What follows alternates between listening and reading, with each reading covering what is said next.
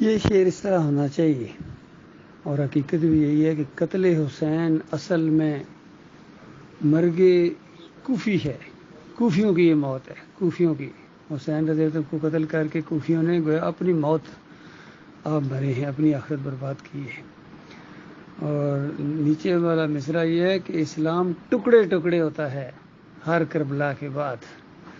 جتنا یہ فتنہ صوبائی پھیلا ہے اس کے بعد ایسا یہ سسٹم شروع ہوا مسلک پرستی کا، فرقہ پرستی کا، گروہ بندی کا، کہ رکنے کا نام نہیں لے رہا ہے۔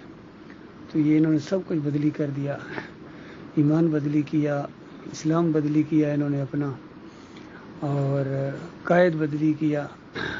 نبی علیہ السلام کی پیروی کی بجائے اب یہ اپنے اماموں کی پیروی کرتے ہیں۔ پھر انہوں نے نماز بدلی کی، اذان بدلی کی، تاریخ بدلی کی، سب کچھ بدلی کر دیا ان شیعوں نے، اصلاحات بدلی کی۔ نماز انہوں نے نام رکھا ہے، اصل میں صلاۃ ہے، عربی کے اندر صلاۃ لفظ ہے جو سے ایمانی دیتا ہے، انہوں نے اس کا ترجمہ نماز کیا۔ اور صوم کو انہوں نے روزہ بنایا، اور اللہ کو انہوں نے خدا بنا ڈالا۔ ہر کچھ بدلی کر دیا انہوں نے، پورا سسٹم بدلی کر دیا۔ ابھی یہ جو محرم کا مہینہ شروع ہے، اسلامی سال کا پہلا مہینہ ہے، لیکن ان کا مارنا پیٹنا اپنے آپ کو شروع ہو جاتا ہے۔ یہ ایسی لعنت ان کے اوپر پڑی ہوئی ہے جو رکنے کا نام لے رہی ہے، اور واقعی جس کو اللہ تعالیٰ سزا دے اس کو پھر کوئی روک نہیں سکتا ہے۔ یہ اللہ کی طرف سے ان کے اوپر سزا ہے کہ قیامت تک تم اپنے آپ کو مارتے پیٹتے رہو گے، چلاتے رہو گے، اور افسوس کا اظہار کرتے رہو گے اس انداز سے جس طرح ان کے بڑوں نے کیا ہے، کیونکہ انہوں نے حسین رضی اللہ عنہ کو قتل کروایا تھا، اور دھوکے سے ساتھ لے کے گئے تھے، اور آگے جا کے ساتھ نہیں دیا اور مروا دیا کوفیوں نے۔ تو یہ معاملہ ہے ان کا بھائی۔ آج پوری دنیا میں یہ جو اسلام کی ذلت اور رسوائی ہو رہی ہے، یعنی جگہ صحیح ہو رہی ہے، وہ انہی کی وجہ سے ہو رہی ہے، اور سارے مسالک ان سے متاثر ہیں۔ یہ ان کے فرنٹ گارڈ بنے ہوئے ہیں، یہ سنی جسے کہتے ہیں یا بریلوی جسے کہتے ہیں، شیعوں کے فرنٹ گارڈ ہیں، اور پھر یہی عقیدے اپنائے ہیں دیوبندیوں نے، حتیٰ کہ اہل حدیثوں نے بھی انہی کے عقیدے اپنائے ہیں قبر پرستی کے حوالے سے۔ جس طرح ان کا یہ عقیدہ ہے کہ ہمارے اعمال ہمارے اماموں کے سامنے پیش ہوتے ہیں، تو وہاں سے انہوں نے لیا ہے جو عقیدہ، اور انہوں نے کہا کہ نہیں، ہمارے اعمال جو ہیں خاص کر درود و اسلام کے، یہ نبی علیہ السلام کے اوپر پیش ہوتے ہیں۔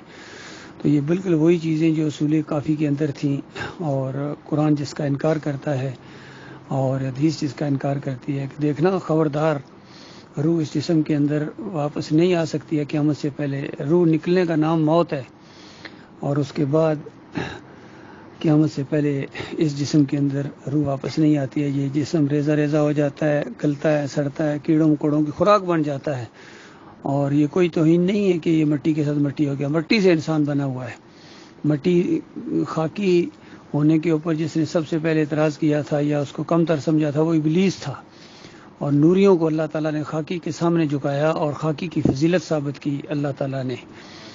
تو یہ معاملہ ہے میرے پیارے بھائیوں۔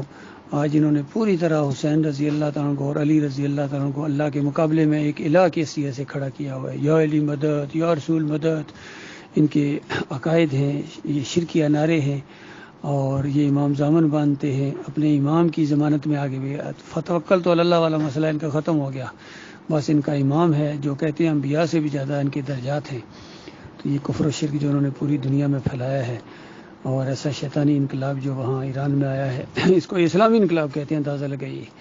اسلام کے ساتھ ان کا دور کا بھی تعلق نہیں ہے، یقین کیجیے۔ یہ عبداللہ بن سبا نے جو تحریک چلائی تھی اسی کو یہ آگے بڑھا رہے ہیں۔